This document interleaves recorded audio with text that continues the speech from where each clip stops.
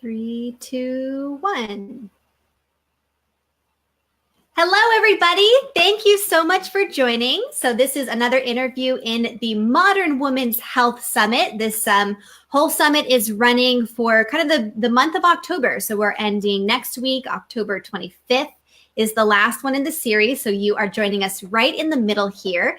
And we're talking to experts in women's health and in nutrition, specifically around some of the issues that make it really difficult for us to be healthy, happy people in modern society, because it really is not set up for us to be as healthy as we could be. There are just a lot of factors working against us. And so this summit is exploring some of those issues and giving you some action tips to figure out how to navigate this.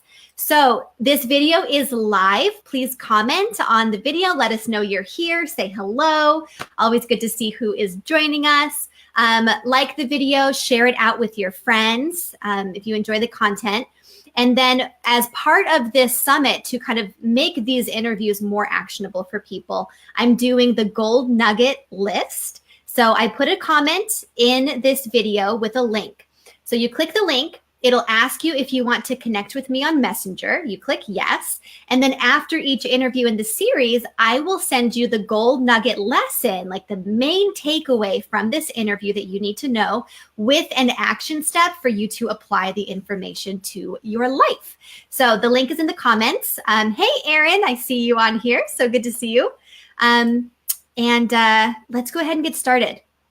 So today I am joined by Liz Morgan. So Liz has been studying ancient food systems since long before the paleo movement was a thing. She actually majored in anthropology and Native American studies at Colgate University, where she learned about ancient food systems. Liz is the author of A Falcon Guide on Foraging for Wild Edible Plants in the Rocky Mountains. Amazing. She was also an environmental lawyer and has a master's degree in environmental policy from Vermont Law School. Liz also spent over a decade as an outdoor guide, teaching people to survive in the wilderness.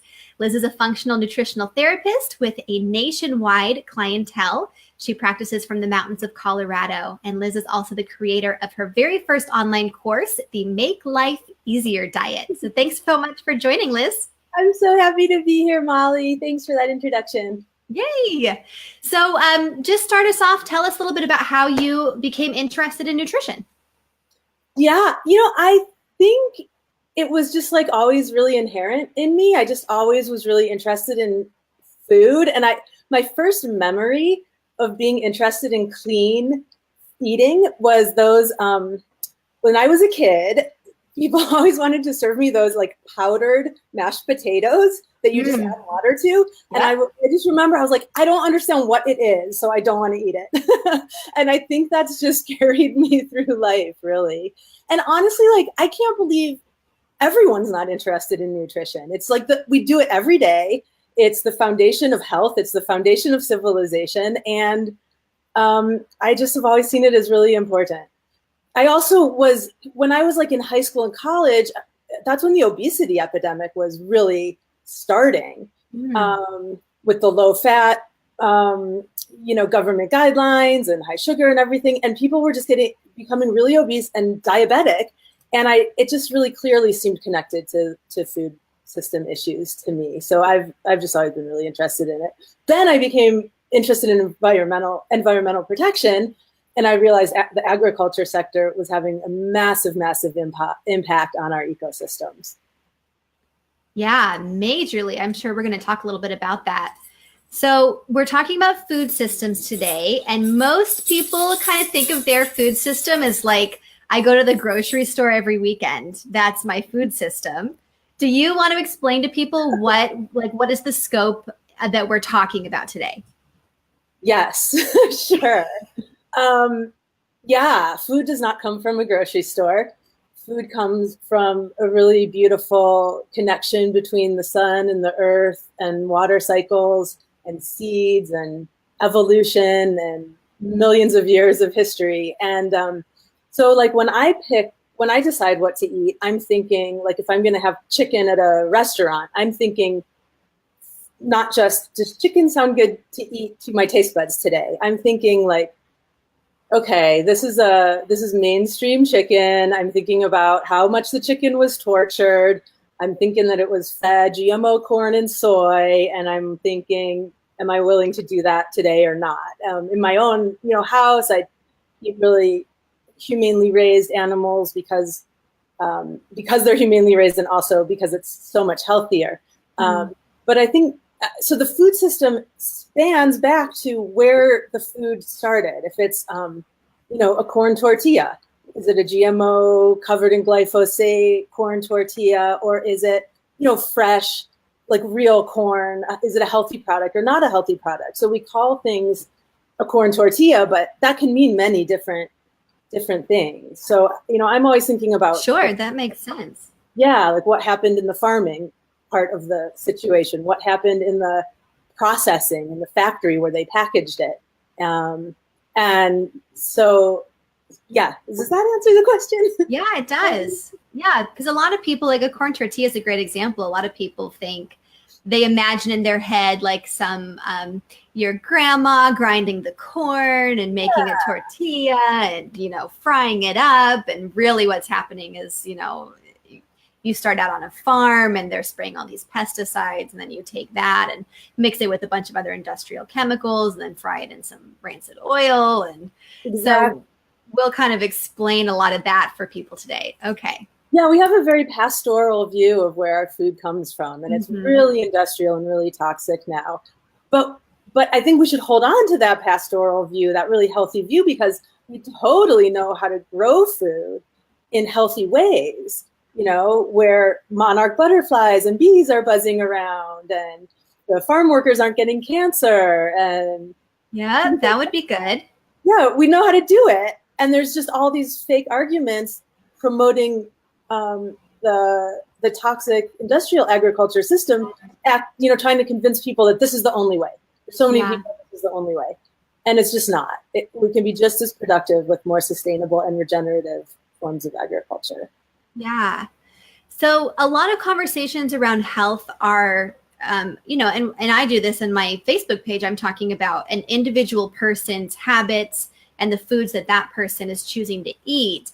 So I'm curious, in your perspective, like, which came first? Did our food system create the habits that we have now, or was it just our consumer culture created this food system, that was needed to kind of give us what we were asking for? How did we start out with this?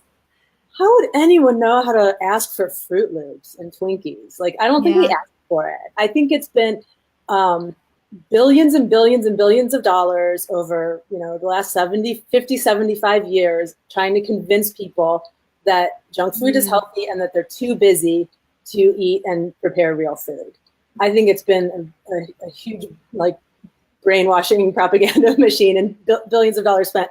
But I actually interviewed, before my grandma passed away, I interviewed my grandma and three of her best friends, like lifelong best friends. And I think they all lived either into their 90s or hundreds. Wow. And so they had like Depression era food stories and just food stories from the last 100 years.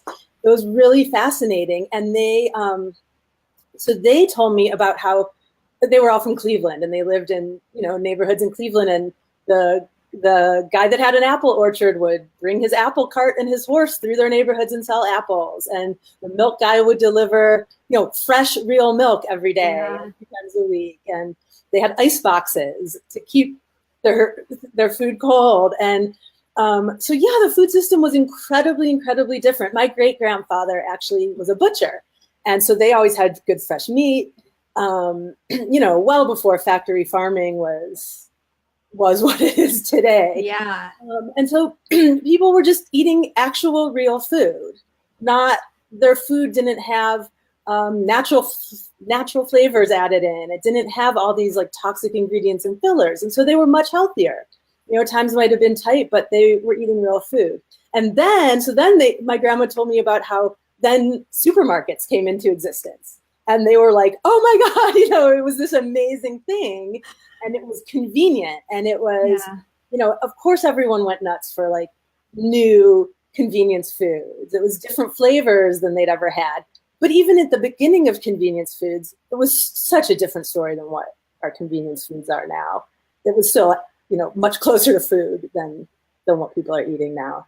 But it just takes a couple generations to lose the knowledge about what real food is, how to prepare it, to lose your taste for it.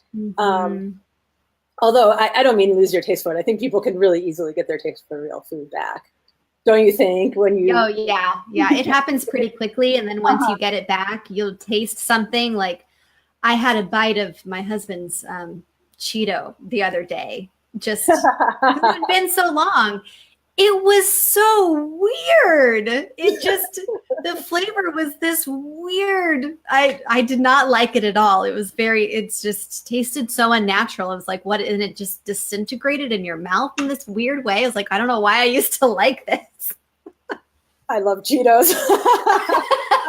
I don't really eat them anymore, but I think I ate a bag of Cheetos last year sometime, and I felt so sick after. Yeah. It's like, food's not supposed to make you sick. I think we've forgotten about that. Yeah. Yeah. And that's a good point, that it was not really that long ago that what we're considering these days, this new trend of organic, was the way in which it always was. Like that was just how your food was. And then it's really only been a couple generations that has not been the thing, but it's what we all grew up with. And so we think that organic is this weird new thing, when in reality, the food in the grocery store is the weird new thing. It's the weird new thing. Almost all food on grocery store shelves. It's really hard to find even like ground turkey without additives. If you're looking at the mainstream products, if you're not looking at the organic, humanely raised ones. But yeah, I mean, it's a problem with our food system that organic farmers have to pay for an organic certification, and toxic farmers, chemical farmers, mainstream farmers don't. Yeah. We just assume the toxic way is normal, and it's really a problem. Yeah. So in your opinion, what would you say are the 3 biggest issues with our food system today? Oh my gosh. Okay. Well, where do we start? Only 3. I think toxicity is clearly a massive problem in our food system. So, we are all exposed to thousands of chemicals before we even leave our house in the morning. If you're using mainstream bath and body products, cleaning products, and foods, just look at the fake creamer that people put in their coffee every morning. Toxic chemicals. Yeah. That's all it is. Even a lot of the so-called health food brands, guar gum, random natural flavors, you don't have no idea what it is. Caramel color, all kinds of fillers and colorings. And so we're so bombarded with toxic, poisonous chemicals from our food, but not just from our food, from all kinds of other products. So then when all of our food is toxic also, on top of all this other toxicity, people are really, really struggling. People's bodies are not designed to detoxify that level of poison. Mm-hmm. Our livers can only handle so much. I mean, I'm not a chemist, but it's really interesting once you start looking into pick a chemical that you find in food ingredients. I actually have a great story for this. So my husband is a chemist. He's a synthetic chemist. And I was doing some research on BPA and BPA alternatives. So for anyone who's not familiar, BPA is, I'm not going to say the whole name because it's like bisodium phosphonate or something.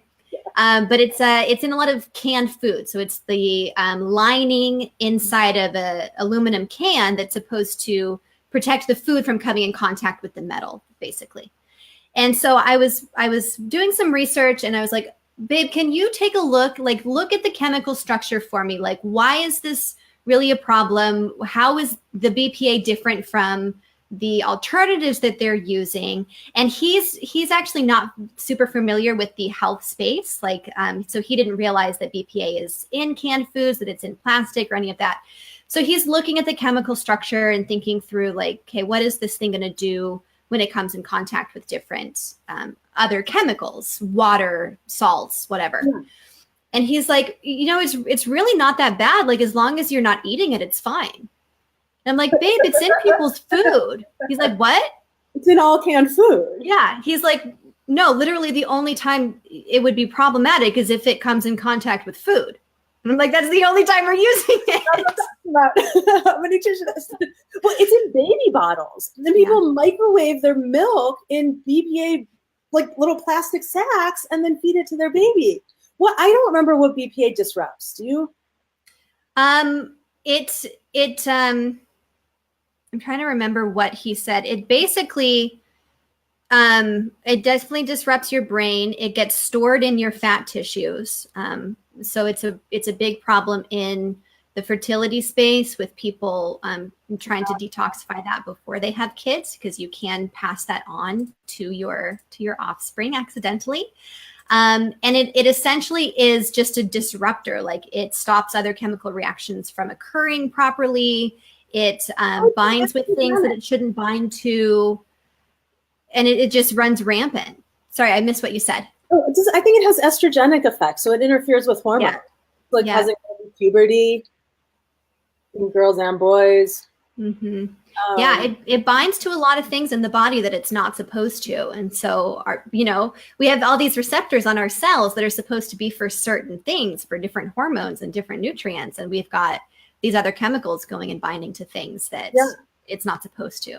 And then like all, different chemicals interfere with different processes. Like some chemicals that are additives in food interfere with our insulin receptors. Some interfere with vitamin A production. The list goes on. There's, lots of hormonal disruptions, nutrient assimilation, and then, the gut microbiome, like glyphosate, that's another issue, but, a lot of chemicals also interfere with the gut microbiome functions, which then spirals into all of our health issues. Okay, so toxicity is definitely the first one. So what else? If we had to go further, what would be the other two problems? Yeah, I would say malnourishment is definitely a huge problem. I think almost all Americans are malnourished. So many people have like binge eating disorders. Even if you don't officially have an eating disorder, like so many people just like binge out on sugar or junk food or something. I believe, there's certainly sugar addiction issues that spiral into that kind of thing. But I think most people really are craving nourishment, and they're just eating, they have certain kinds of food in their diet. Their food is not nourishing. Processed packaged food is not nourishing. The good fat's been removed or become rancid. The nutrients are taken out, it's bleached. So the food most people are eating is not meeting their nutrient needs. That makes us frantic. Being malnourished is a massive form of stress. And so people are really stressed out. We're stressed out from a million different reasons, but we're also stressed out because we're malnourished. And then people start like eating more and more junk because their body is telling them, you need to eat food, but they're misunderstanding that signal. And then people just start feeling really like guilty and shameful around food because they know they shouldn't really be eating all this junk, but they don't have another option. So, and eating all this junk just creates so many health problems. So I think malnourishment is a really major unrecognized issue. And people are overweight. So many Americans are overweight now. So they're like, I can't be malnourished. I'm overweight. But most overweight people are malnourished. Yeah. Definitely. And when it's like, you can actually just eat real food, you'll lose weight and feel better. Yeah.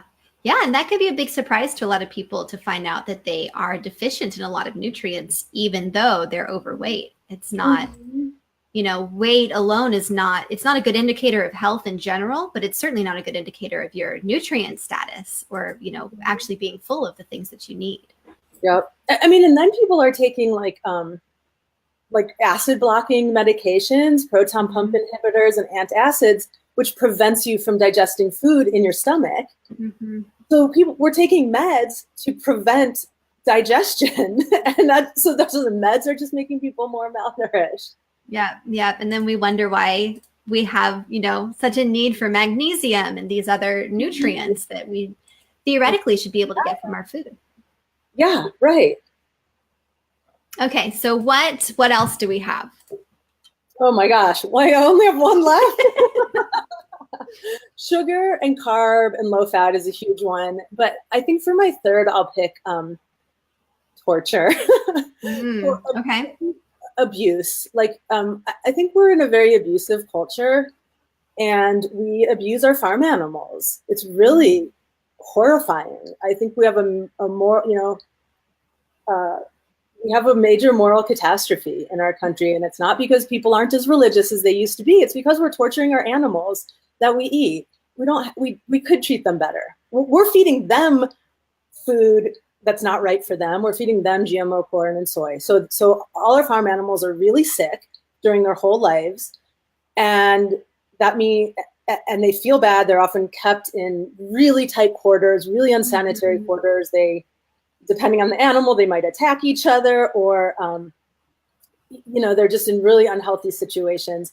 They're abused. They're just like picked up with a crane, a living animal. Their beaks are burned off. It's just awful. And I think we really need to think about that, and we need to think as humans that we can be compassionate. Even though we're at the top of the food chain, it doesn't give us the right to torture all these animals. I think it's a real problem in our society that our civilization is built on torture. It's just as bad as our civilization having been built on slavery in the past. And I think, and we totally don't have to do it. We can take far better care of our animals. Yeah. We can give them the respect that any living creature, inherently deserves. And then guess what? Then they're healthy for us to eat. So it's like a win-win. It's just what we should be doing, moving away from the torture mindset and structure into a more humane structure. It's healthier for us. It's healthier for them. It's better for ecosystems too. Mm-hmm.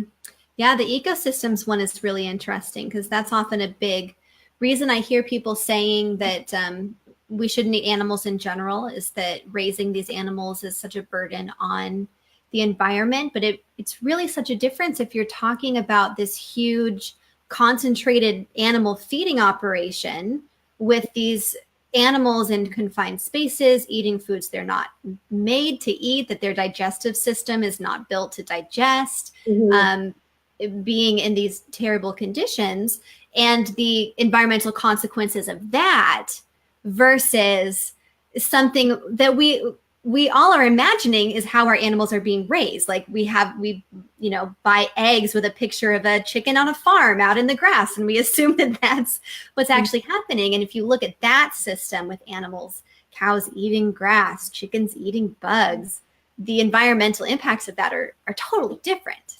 And actually, like, raising cows can be good for grassland. So, okay, you can either raise cows on open grassland, let them forage, they poop into the soil, that creates healthier soil and a more robust grassland ecosystem.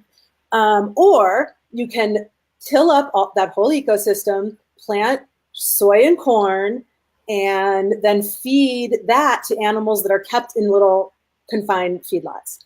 It is totally different. I mean, the world used to have roaming herds of bison, and we still have some deer and elk out here in the West, but they're meant, these kinds of animals are meant to roam around on grassland. That's part of how it works. And actually raising cattle can bring ecosystems back because they do provide fertilizer.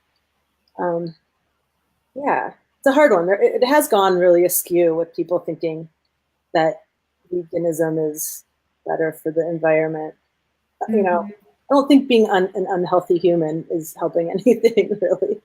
Yeah. Not that we want to veer into that. And it so does depend on the details. The concentrated animal feeding lots for sure are not helping anyone. They are not helping the environment. They're not helping the animals. But there is a different way.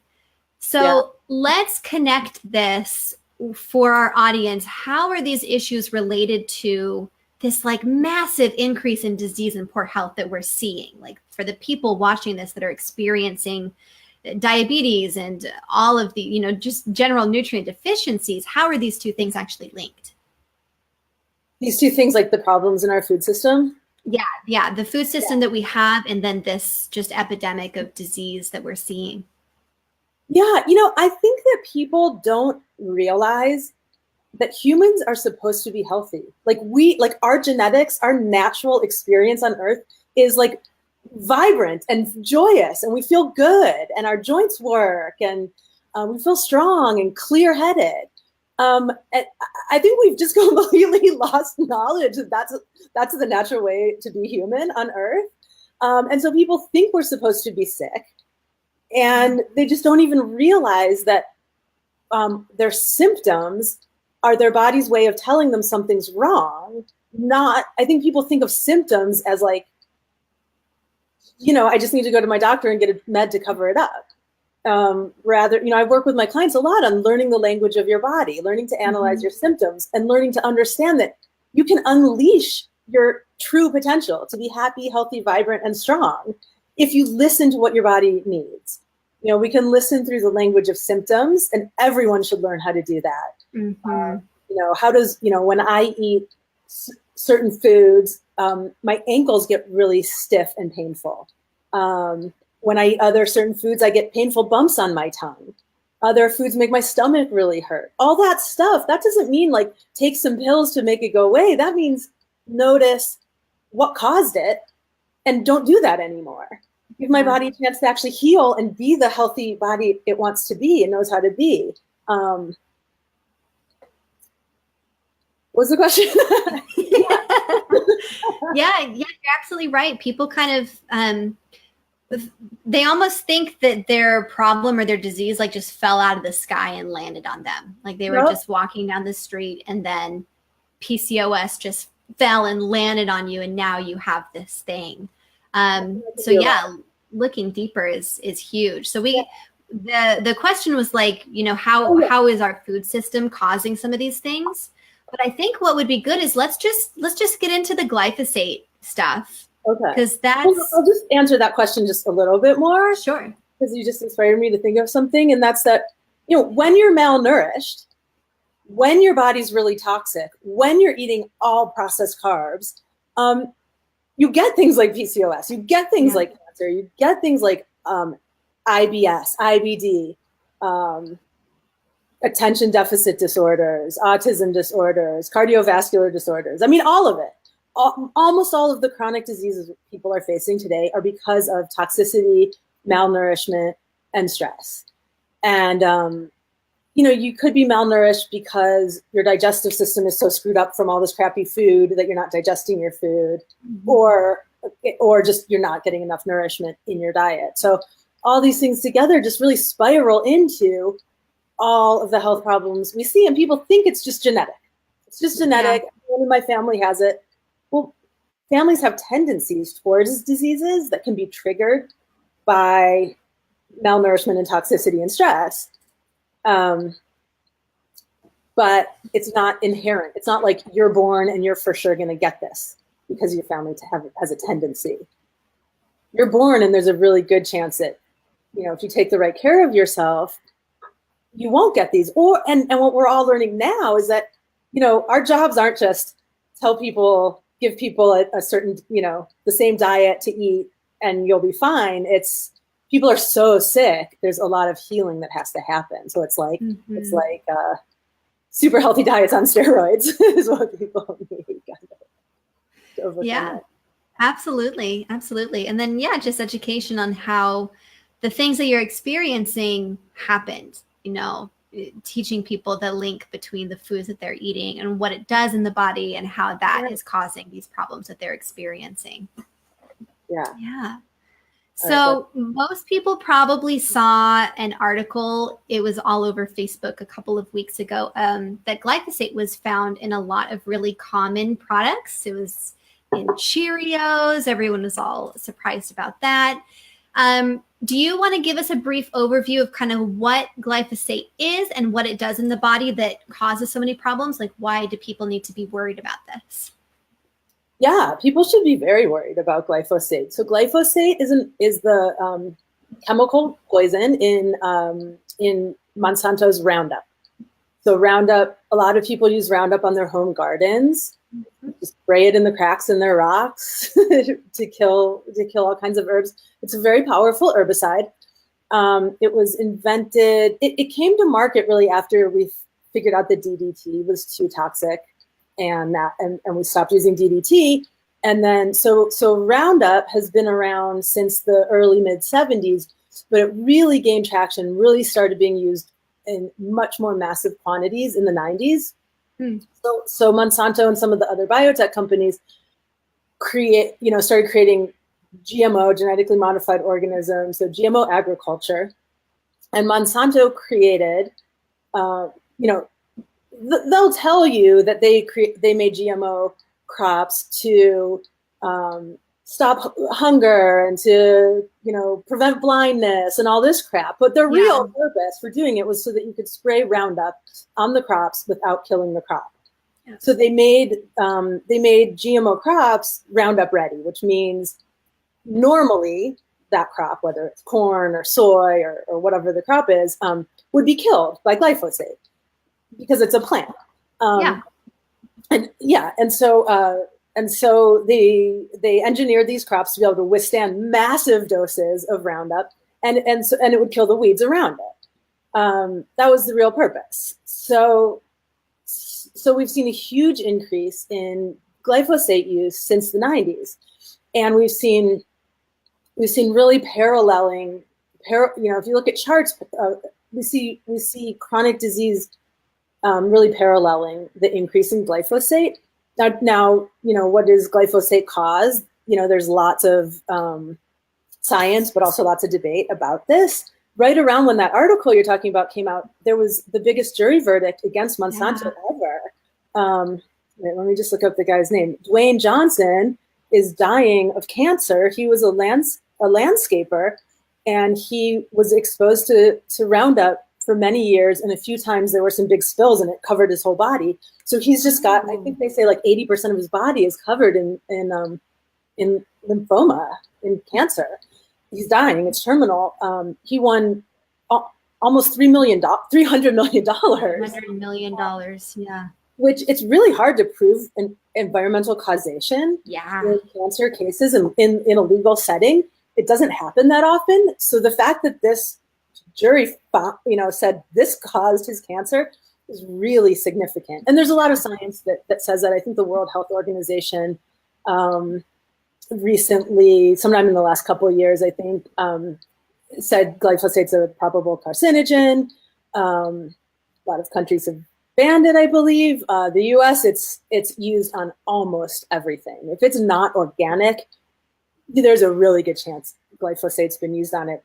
And glyphosate, Roundup is not used only on GMO crops anymore. It's used like on wheat, for example. They just use it to defoliate the wheat, to dry it out, to make it easier to harvest with, the combines that they use to harvest. So, and that is why, and that's why it ends up on, in every food product on your shelves in the grocery store. And that's why it ends up in I think Cheerios are made of oats. So I guess they're using it on oats. Let's see here. I have a list. It was found in Quaker Oats. That was one. Just a can of Quaker Oats. It's on everything. Okay, here's a list where the EPA is listing like how much pounds they use. We'll link this for anyone who's watching who wants this. Go ahead and give us the highlights, but we'll link so that everyone can see this themselves too. Yeah, this is a list of 70 food products, and it's a few years old now. I think it's from 2013, so there's probably being used on more now, but almonds, apples, apricots, artichokes, asparagus, avocados, canola, cabbage, Brussels sprouts, broccoli, blueberries, lemons, lettuce, olives, all kinds of fruits, rice, sorghum, soybeans, spinach, corn, sweet corn, tobacco, wheat, sugar beets and sugarcane, sunflower, Strawberries. So it's on, I mean, it's the most widely used. Strawberries. Strawberry. Oh my God. Get organic strawberries. Yeah, and it disrupts. So, okay, so there's some really clear links to cancer. We know that now. But there's also all kinds of other problems, all kinds of other health problems caused by glyphosate. Sorry, I'm trying to find the article that I wanted to share. Oh yeah, this is the EcoWatch article that I will post a link to too. But it's linked to increased rates of Alzheimer's disease. It's linked to increased rates of breast cancer because it does something to screw up estrogen receptors. It's linked to celiac disease and gluten intolerance because glyphosate, it's a poison. It gets into our guts. It kills our microbiome. And so when our microbiome is killed, we're more susceptible to all kinds of food sensitivities and gluten intolerances and celiac. So there could be a link there. It's linked to colitis, depression. It interferes with neurotransmitter regulation. It's linked to heart disease, hypothyroidism, inflammatory bowel disease and leaky gut, liver disease, even ALS, Lou Gehrig's disease, and multiple sclerosis, MS. These diseases that people's doctors are telling them, like, we don't know what the cause is. There's no cure. We can't do anything about it except for maybe some, immune suppressant drugs or something. But, if you have any of the Parkinson's, the list goes on and on. If you have any of these tricky health problems that you can't figure out, clean up your diet, remove glyphosate, remove all these other toxic additives, stop eating processed packaged junk food. And even when it's marketed as healthy food, and just eat food, good healthy meat, organic vegetables, organic fruit. If you can do grains and legumes, not seeds, good fat, seaweed. That's it. Yeah, it's the things that we had been eating for a very long time until the newfangled ones came on the market, which we're now all having this idea that they're the normal things. And this idea of eating seaweed and vegetables is this weird new thing. Yeah. And yet people are going around with like Parkinson's and MS, like terrified of how they're going to suffer. Yeah. And like, to me, like that level of illness, like makes it to me seem well worth doing a little experimentation. People like to argue about the science, for decades, but it's like, what? When we take people off, when we get glyphosate out of people's diet, when we get all this toxicity out of people's diet, they get better. Yeah. Maybe they're not 100% cured, but they get way better. Yeah. And it could be the difference between, being bedridden for many years versus being able to get up and go to work and not feel like crap during the day. And that's huge. Yeah. You've got this one chance at life. Yeah. And it could be really good. And you don't have to drag through. And, life does not have to be so hard. Yeah. But when you're poisoning yourself, life is harder. Yeah. So what can we do? I'm sure we've all been exposed to glyphosate at some point. We've all had a bowl of Cheerios at one point or another in our lives. Is it enough to just start avoiding these products that likely contain glyphosate now, or do we need to do some work on detoxifying what's already in our bodies? That's a good question. I don't know how to specifically detoxify glyphosate. Like, I don't think it's one of those that bioaccumulates, that's like just lives in your fat. Like, I think you can get rid of it because we do see people getting healthier when they go off of it. But I don't actually have any specific strategies for detoxing from it, aside from all the typical detox stuff that we do, support the digestive system, support the liver, with supplements and good food and exercise and sleep and all that kind of stuff and good water. Yeah, that's great news. Yeah. Yeah, just start avoiding it now, get some good exercise, sweat a little bit, help those toxins get out of your body. Mm-hmm. Yeah.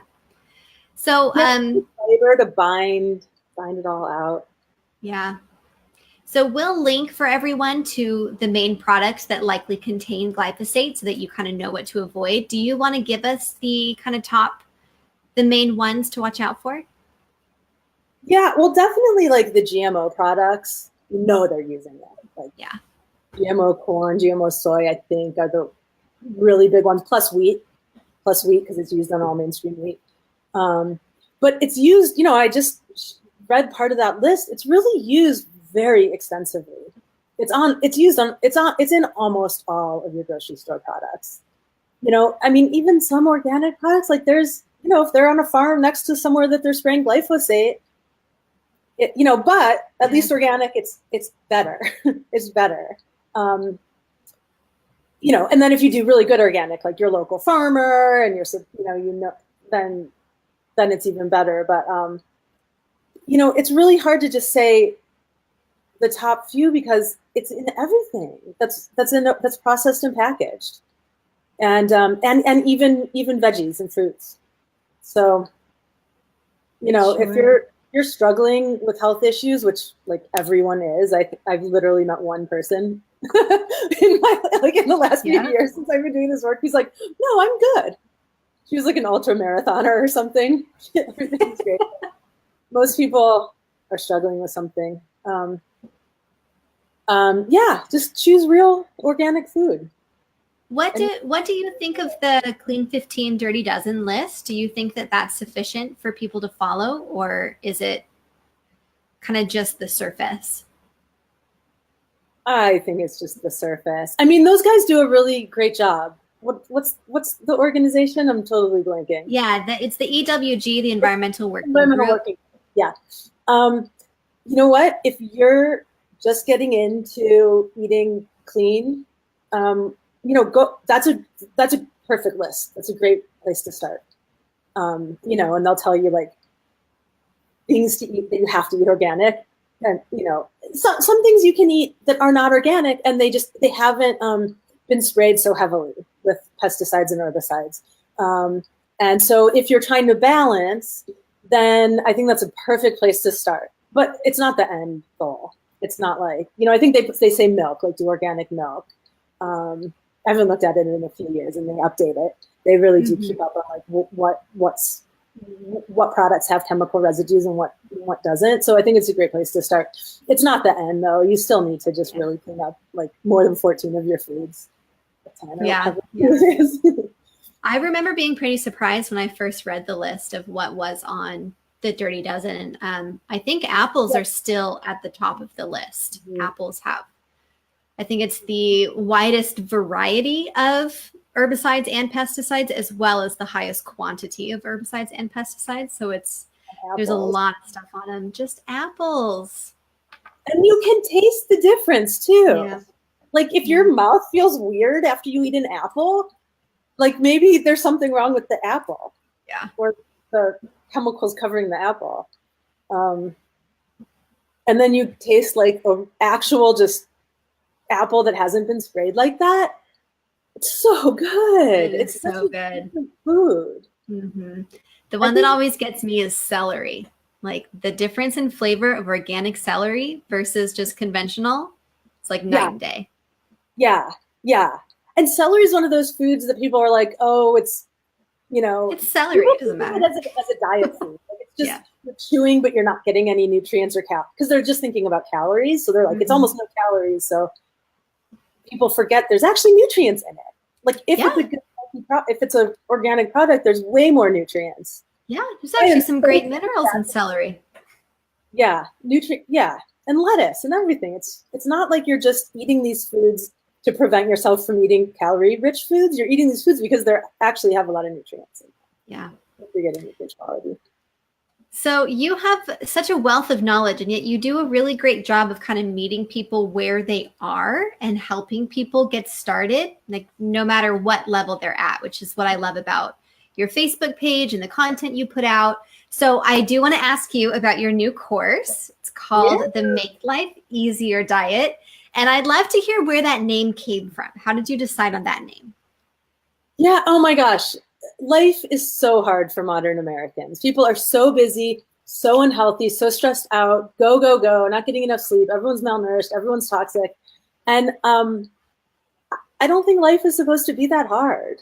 And I think there's ways we can really make life easier. So, so if you're unhealthy, and I've, I have my own health challenges. I was eating all the wrong foods for me. I had gut pathogens. I had a sugar issue, like all this stuff.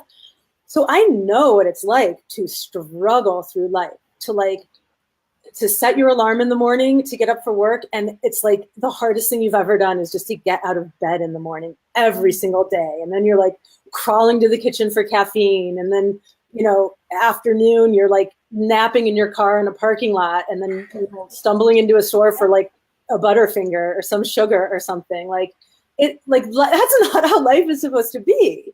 If you're healthy, life is easy. You like go to sleep at the right time, you sleep soundly, you wake up feeling good, you have enough energy to make it through your day and feel joy and happiness, like you're engaged with life and engaged with people and engaged with your work. And so I really wanted to help make people's lives easier. I don't want people to struggle. I've studied ancient civilizations and modern civilizations, and we are not, all of humanity for all of eternity has not gone through life like dragging through life like we do.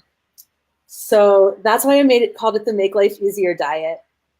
And it's not just a diet. It's not like, like I love Whole30 and, there's a bunch of other things like that where it's like, here are the rules, here's the diet, do it for a month. This isn't like a set of rules like that. It's more like, I wanted to educate people about what functional nutrition is, how to analyze the root causes of your health issues, how to understand that symptoms relate to dysfunctions, and I wanted to teach people there's ways to deal with those and overcome them and stop struggling so hard.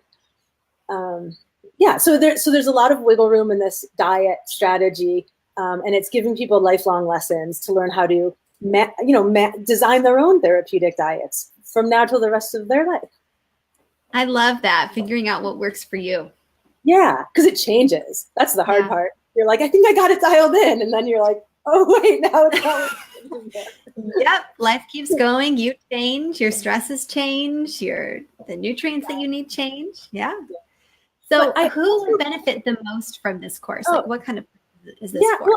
Well, I created it. When I first started doing this kind of work, I tried to teach people like every single thing I knew in the first session. And it was like so overwhelming, and people would like leave in a daze, and it would be like, years until they had assimilated it all. Yeah. Yeah. I knew there was like a strategy I wanted to walk people through in a calm way. It actually took a lot of pressure off me to create this for my clients, because I was like, okay, this stuff takes time. You can't just learn all of this in an hour.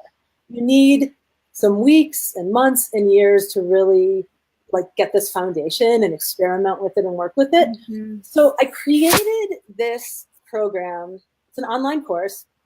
It's a 6-week course, but it's self-paced. People can do it at any pace they want, really. So I created it for people. It's created for a lot of different kinds of people, actually. So it's for people who've tried every diet out there. They believe food can make them healthy. They're not hitting on the right thing. So I want to give people like a really solid framework about like choose your own adventure. Like, okay, you've tried everything. Here's where to go beyond diet. Like if diet alone isn't working, there's lab testing, there's all kinds of other things we could do. And I wanted to make it really clear, like what I think is a healthy human diet and how to manage that. Because there's so much crazy misinformation out there and fad diets and everything. But it's also for people who've never even stepped into this journey of using food for optimal health. And it really just clearly lays out like foods that make your life easier, wiggle room foods, and foods that make life harder. So it's just a really simple template of like, these are the foods to focus on, these are the foods to avoid, and then if your health issues still aren't resolving, work with the wiggle room foods. Maybe remove some grains for a while, maybe remove some dairy for a while or whatever. There's a whole list of wiggle room foods. And, right. So yeah, it's really a pretty broad program that I think it can really support a lot of different kinds of people, because like a lot of people do an online course on like overcoming adrenal fatigue or balancing digestion and stuff. And there's definitely like specifics for each of those, but so many modern health problems are all at the root from the same issues. Mm-hmm. So it's really for like all kinds of chronic health, whether you're just like tired, exhausted, dragging through life all the time, or you have serious medical diagnosis. This is a great place to start for everyone, I think. Okay, yeah. And I know you also have a really great PDF resource about exhaustion. So we'll have to link to that too, because it really goes through all of the different things that could be going on, to create how it's manifesting in your body. Yeah, it's a free ebook that is available on my website. And that was actually really fun to write because I kind of crowdsourced it in our NTA grads Facebook group. And I just got everyone's input on like, what makes you exhausted? And it was a long list of comments and things that can make you exhausted. It really was. It was a lot that I wouldn't have thought of right off the bat, but mineral deficiencies, allergies, sugar addiction, or insulin insensitivity, all kinds of things. Yeah. Well, thanks. Yeah, that was a really cool one. So anyone who's just like, if that's their big problem, it's such a good place to start. Mm-hmm. So for your course, what can people expect to achieve from this? Because it sounds very much like a choose your own adventure. Mm-hmm. Yeah, it's you can expect to make life easier on your future self. And so it's all about thinking about your future self. Who is healthy, future, vibrant you? And once we have a reason to do this, it's not like, ooh, today I want that cookie. It's like, but what does future me need today me to do right now? And once I started working with that mindset, it was like my decisions changed so dramatically because I see future me, and future me is healthier, happier, thinking more clearly than today me. And when I know I'm making decisions for that person, like I'm going to do it because that's what she needs. That's such a great viewpoint to have in life. There actually, after I created the course, I came across, I think it was like a New York Times article, and there's like totally research that's been done on having a focus on your future self. I had no idea when I created it, but it's like true. People really do make better decisions when they're clear about who that future person is. So the first module, we talk about like, okay, get clear, visualize who this future person is. Mm-hmm. Why are you doing this? If you believe you're just going to be in pain, suffering, struggling, dragging through life, no matter what you do, then you're not going to make these changes.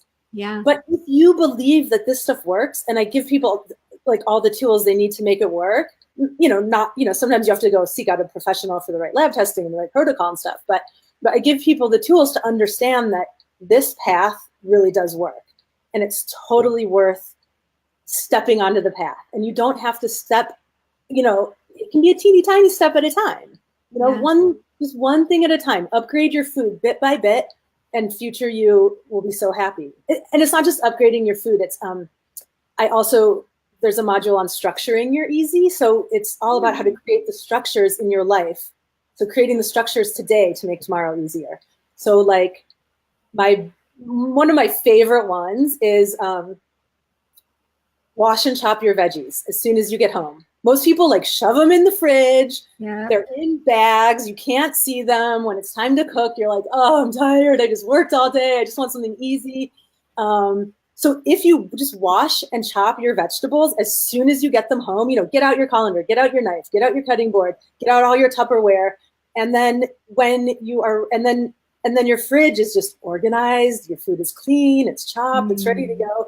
Then when it's time to cook, you're just grabbing things and throwing it together. Throw it in a pan and saute it. Throw it in a salad. Throw it in a smoothie. Make soup. Whatever. But you're only washing and chopping veggies one time per week. Mm-hmm. So easy. That makes life so much easier. So like on the one hand, like easier means you're healthier, life feels easier, but easier also is creating structures to make actually eating right easy. Yeah. And it's a cool concept on your future self, because you're talking about your future self like years down the line, what you want to be doing, but also your future self, like when you get home from work next Thursday, your future self is going to be exhausted. Make life easier for that, Thursday you, and chop up the celery now. You might be tired now, but just do it. And then it's easier later. It's like, even like doing the dishes. It's going to be easier for me tomorrow morning if I just do my dishes today. Yeah. Yeah. So I know your first round just got started. When is registration opening again? Because I think your course just started this week. It just started this week. People, your viewers are very much welcome to come to jump in and join. I gave you a discount code, Parsley, and they can get 25%. And that is the biggest discount I gave for it. I never had it on 35% off. So sorry, people who are already in. But it's a little late. So just a little extra enticement to jump in and catch up. But I will be offering it again in January. I don't know exactly the start date. I think it'll probably be like January 15th start date. But yeah, and they can check it out at the makelifeeasierdiet.com or my website, lizmorgannutrition.com. Perfect. And we'll link to both of those. I'll edit this video post so anyone who's watching will be able to click that link afterwards. Yeah. Thanks so much. I hope to see a few more people in it. And thank you for the coupon code. So anyone who's watching, it was just the word parsley. You can go to one of the links that Liz just mentioned, just click add to cart and then type in parsley to get your 25% off. Molly, it's so good talking with you. You too. So before I let you go, in this summit, since we're doing it in October and Halloween is coming up and it's all about candy and sugar, do you have a tip that you can share with everyone to have a healthier Halloween this year? Oh my gosh. What a crazy holiday. It's a little crazy. I was actually talking about this with my husband last night, and he has this ability to eat like one piece of candy and then like be done. I do not have that. If I will eat all of it in one night and I'll feel awful, and then I'll be reminded, oh yeah, this stuff makes me feel horrible. Yep. I don't need to eat it again. I think everyone has to decide. Certainly this kind of candy should not be eaten regularly. If you're going to eat it, really notice your symptoms. Notice what flares up. Notice how crappy you feel. Notice if it triggers your sugar gremlin and makes you go crazy for sugar for like weeks and weeks to come. But I think we have a problem in how we celebrate holidays in America. To broaden the scope of the answer a little bit. We, all of these fall holidays are about feasting. This is harvest season, and we're entering winter, and we're supposed to be nourishing ourselves and feeding ourselves good food. Like homemade apple pie and real food. We're nourishing, and we just blasphemize our holidays and we turn them into just junk food fests. And I think it's such a shame to celebrate by harming ourselves. I think it's really telling about our civilization. We celebrate by harming ourselves with crappy food, paper plates and all that stuff. So I think if you really want to celebrate a holiday, there's lots of like sweet treats that can actually be really nourishing. And I think, look up some recipes, like make something healthier that still feels like a sweet, yummy, delectable treat. And, teach your kids that you don't have to poison yourself just to celebrate a holiday. Mm-hmm.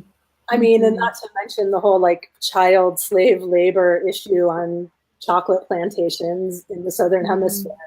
I always think about all these poor kids like in these horrible working conditions picking chocolate just so that American kids can go bananas one night a year. Yeah. I believe the food system should create a happy, healthy world, happy, healthy people, happy, healthy ecosystems. And, I think holidays are the time to, holidays are the times we really have to calm down a little bit, to really do something special for ourselves and our communities in the realm of food. And so, I think take the holiday as a time to nourish and really help create the world that you want to live in. Absolutely. Yeah. And you can kind of take this as your opportunity to play around with that. I think a lot of people get nervous about changing their diet or looking into any of this around the holidays because it's so food centered. But why not? Why not do it at Halloween? Why not do it at Thanksgiving and find some healthy, delicious alternatives that you can start, implementing into your traditions? Yeah. It's tough. I think it's so much fun to have kids like roam through the neighborhoods, knock on everyone's doors and get candy. And, people don't want homemade things. I totally get that. You want it in a package. So, I don't know, but I think, just in general, maybe you do that, but also do some healthy thing with some friends or your neighborhood or something. Start the conversation. It doesn't have to be all or nothing right away, but start the conversation. Talk to your neighbors. How do we make a healthier Halloween for our community? Absolutely. Yeah. And just talking about it. Some things might open up. You might do I know growing up, we always did a trunk or treat at church where the whole church community got together and trick or treated out of trunks in the parking lot. But that's your community. And so people could make homemade food and we knew who was making it. And yeah. That's really cute. Yeah, it was. Granted, it was still all, sugar and processed foods, but in theory, it could be healthy food too. Yeah, once you're there, then it's like, okay, where else are we going? How about no artificial food? How about no food coloring? Yeah. Right? Food coloring causes all kinds of behavioral disorders in kids. If they're just getting a big dose of sugar, but not the food coloring, that's better. Yeah. Absolutely. Well, that's a great tip. I don't have any right to give anyone advice about raising kids, but we're just brainstorming. Absolutely.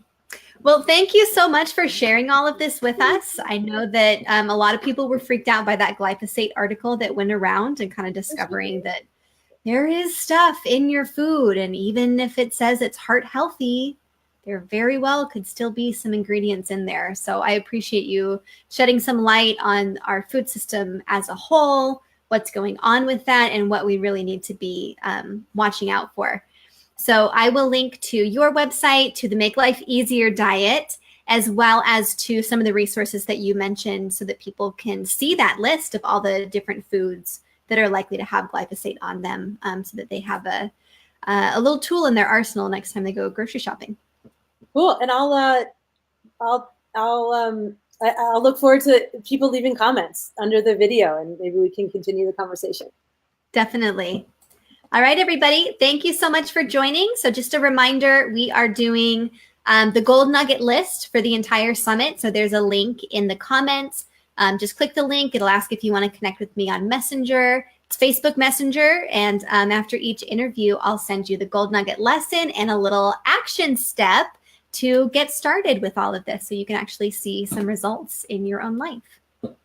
Awesome. See you, Molly. Yay. All right. We'll talk to everybody soon. Bye.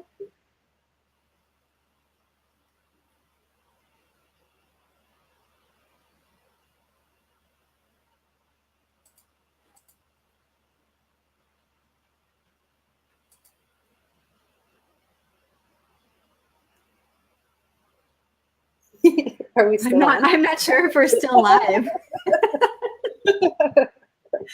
We might still be live. I clicked the button, but it just says that it's waiting.